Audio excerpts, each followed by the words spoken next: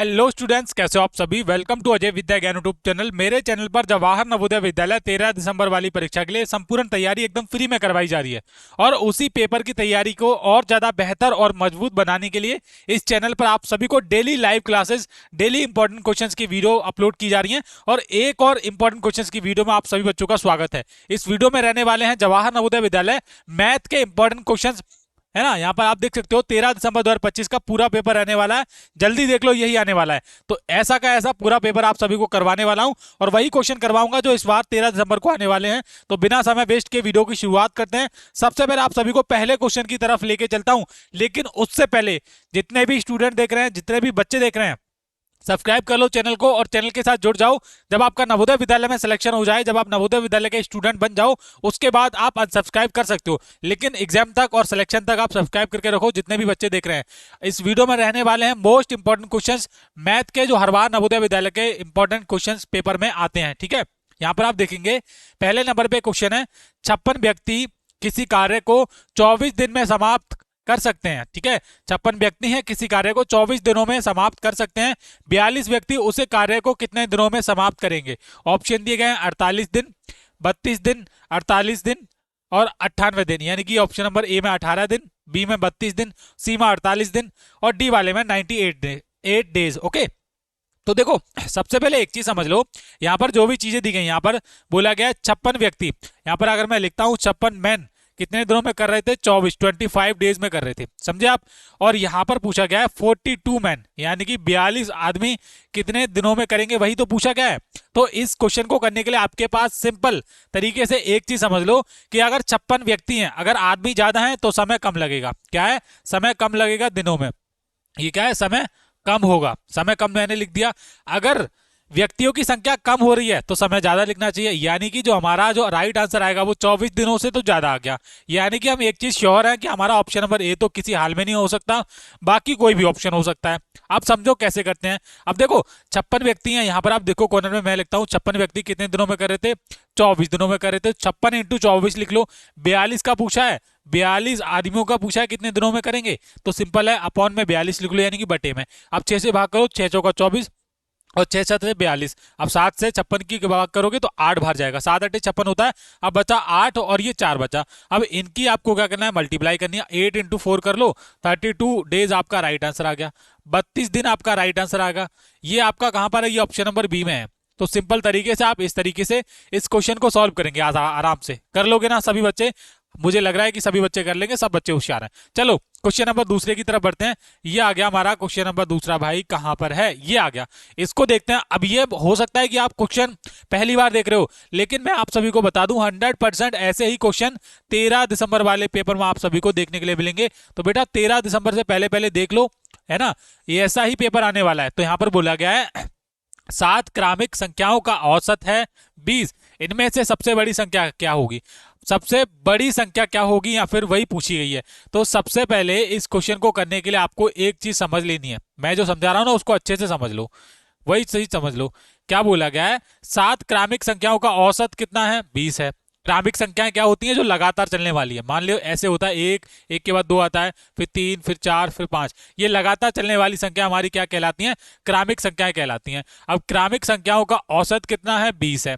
ये समझे आप, 7 क्रमिक संख्याओं का औसत 20 है। इनमें सबसे बड़ी संख्या क्या होगी, तो सबसे पहले आपको मान लेना है कि वह संख्या x है। पहली वाली x है, ठीक है। तो दूसरी वाली कौन सी हो जाएगी, x प्लस 1 हो जाएगी। ऐसे ही आपको करना है। ये 2 हो गई, x प्लस 3, x प्लस 2, ये कितनी हो गई, 3 हो गई। ठीक है, हम बाद में काउंट करेंगे, 7 हमको लिखना है ऐसे करके। तो हम लिखेंगे x प्लस 3, x प्लस 4 और 1 सेकेंड, ये 4 लिखना था, मैंने 6 लिख दिया, सॉरी गलत हो गया थोड़ा। x प्लस 3 के बाद x प्लस 4 आ जाएगा, फिर आएगा हमारा x प्लस 5 और एक आएगा x प्लस 6। अगर आप टोटल हमारी कितनी संख्याएं थी, 7 थी, तो 7 हमने लिख ली। पहली x हो गई, फिर x प्लस 1, फिर x प्लस 2, फिर x plus 3, x plus 4, x plus 5 और x प्लस 6। अब अगर आप इनको काउंट करोगे तो ये 1 और ये 2 और ये 3 और ये 4 और ये 5 हो जाएगी और ये 6 हो जाएगी और ये 7। अब 7 ही तो बोली गई थी। अब ये 7 हमारी क्रमिक संख्याएं हो चुकी हैं। इनका जो औसत है वो कितना है, 20। यानी इन सभी का औसत कितना है 20, ये हमने औसत लिख लिया। अब इनमें से सबसे बड़ी संख्या पूछी गई है। सबसे बड़ी संख्या को प्राप्त करने के लिए आपको ध्यान रखना है कि आपको सबसे पहले x और x और x, यानी कि आपको देखना है ये x कितनी बार है। तो ये आपके ये x कितने हो जाएंगे, 7x हो जाएंगे। तो हम लिखते हैं 7x, आपको इतना लिख लेना है। उसके बाद ये जो काउंटिंग वाले नंबर हैं जैसे 1 2 3 4 5 6, इनको आपको प्लस करना है। तो हम प्लस करते हैं, करेंगे 1 और 2 कितना हो जाएगा, 3 हो जाएगा। 3 और 3 6 हो जाएगा। 6 और 4 10 और 5 15 और 6 21, यानी कि अगर आप इनको प्लस करोगे तो 21 आएगा। अब एक चीज समझ लो कि हमारा ये औसत चल रहा था, तो नीचे भी आपको क्या करना है, जितने भी संख्याएं, मान लीजिए 7 संख्याएं, तो आपको 7 लिखना पड़ेगा नीचे बटे में, ठीक है।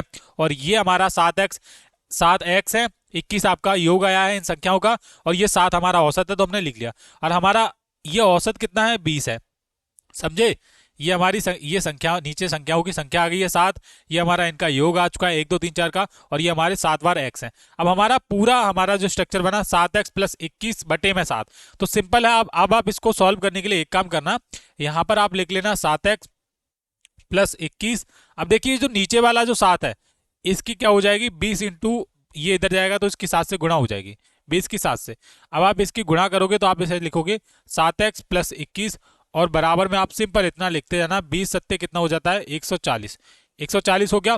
अब देखो 7x आप इधर ही रहने दो, 21 प्लस का है, उधर जाएगा तो माइनस का हो जाएगा। 140 में से आप 21 माइनस कर देना, कर दोगे 7x बराबर, अब अगर आप माइनस करोगे तो 10 में से 9 जाएगा, 3 में से 2 जाएगा, 119 आ जाएगा।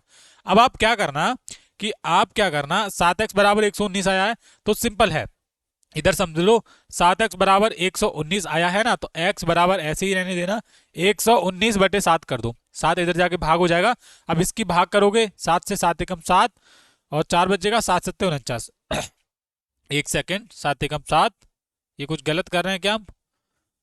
ओके, 7 और 4 7 एकम 7, ये 119 ही आएगा। एक सेकंड मुझे वेरीफाई करने दीजिए। 140 में से 140 में से हम 21 माइनस करेंगे, सिंपल है ना, 21 ही था, 21 माइनस करेंगे, 9 बचेगा, 4 में से 3 में से 2 गया, 1 बचेगा, फिर 119, 119 ही आएगा। उसके बाद 119 की क्या करेंगे, हम भाग कर देंगे किससे, 7 से ही करेंगे।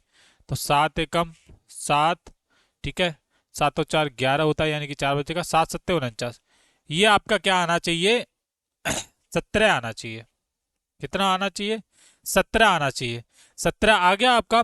अब एक चीज समझो, ये x का मान आया है, मैं कंफ्यूज हो गया था थोड़ा, ये क्या है, x का मान आया है हमारा 17, ठीक है। अब यहाँ पर सबसे बड़ी संख्या की बात की जा रही है, यही तो बच्चे कंफ्यूज हो जाते हैं, जैसे मैं हो गया, सबसे बड़ी संख्या की बात की जा रही है, यानी कि सबसे बड़ी संख्या हमारी क्या थी, x प्लस 6 था, ये था ना x प्लस 6।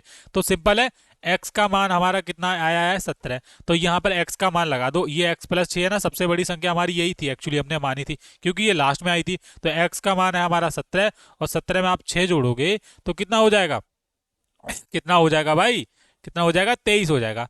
सिंपल सी बात है भाई, आपका राइट आंसर होगा 23, ये ऑप्शन नंबर सी वाला होगा। समझ आ गया आपको, ऐसे ही आपको करना है, मैंने पूरा आपको समझा दिया है ना। लैपटॉप पे कई बार प्रॉब्लम होती है समझाने में, स्क्रीन छोटी पड़ जाती है, देखो यहाँ पर मैंने कहाँ कहाँ पर लिखा है, तो ऐसे ही आपको करना है, कर लोगे, चलो बहुत बढ़िया। अच्छा आ गया हमारा क्वेश्चन, आ गया ये वाला। अब देखो यहाँ पर लिखा है 6 की घात 29 और अनुपात है ये, और 3 की घात 29 का मान पूछा गया है। सिंपल है, ये वाला क्वेश्चन सबसे पहले आप कर लोगे। तो 6 की घात 29 आप लिख लो, और अनुपात के चिन्ह है वो लिख लो, और उसके बाद 3 की घात 29 लिख लो। अब एक चीज समझ लो, ये जो घात है 29 और 29, यानी कि 29 और 29, वो क्या है, बिल्कुल सेम है। सेम का मतलब है एक जैसी, तो हम इसको करने में हमारी आसानी हो जाएगी। तो सबसे पहले ये अनुपात का जो चिन्ह आपको लिख रहा है ना, ये हटाना है। ये हटाने का मतलब होता है कि आपको इसको 6/3 लिखना है, यानी कि भाग में लिखना है। और घात आप सभी का 29 है, तो 29 ही आपको सेम है, तो एक बार सेम लिख लेना है बस, 29, ठीक है। अब आप इसकी भाग कर दो, ये आ जाएगा 3 दूनी 6, तो 2 की घात 29 आपका राइट आंसर हो जाएगा। 3 की 6 से भाग कर दो, 2 आएगा, ब्रैकेट में रहेगा, और घात आपकी सेम रहने वाली है। ये आपका फाइनल राइट आंसर आ गया। क्या आ गया, राइट आंसर आ गया, 2 की घात 29, सी वाला लगा दो, आपका बिल्कुल राइट आंसर होगा। तो ये 13 दिसंबर को आने वाले हैं, ध्यान आपको रखना है, ठीक है। चलो अब हम करते हैं अगले नंबर पे क्वेश्चन। अगले नंबर पे क्वेश्चन हमारा ये हमारा आया है परसेंटेज में से।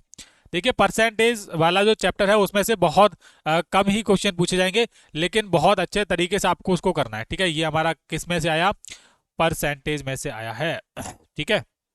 तो हम इसको करते हैं सबसे पहले प्रतिशत वाला। बहुत ही अच्छा क्वेश्चन है, बहुत प्यारा क्वेश्चन है, पूछा गया है 200 का 38% होगा। तो यहाँ पर सबसे पहले आप 200 लिखेंगे, 200 का मतलब होता है गुणा, ठीक है, 38%।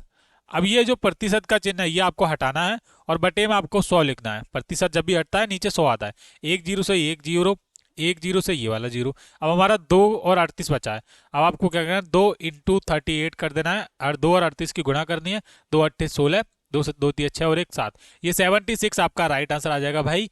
ये कहाँ पर है, ऑप्शन नंबर ए में है। तो 200 का जब 38% आप करोगे तो 76 आपका राइट आंसर आएगा। ये वाला भी हमारा हो चुका है क्वेश्चन। चलो ये देखते हैं ये कितने बच्चे कर पाएंगे। निम्न संख्या श्रृंखला में अगली संख्या कौन सी होगी।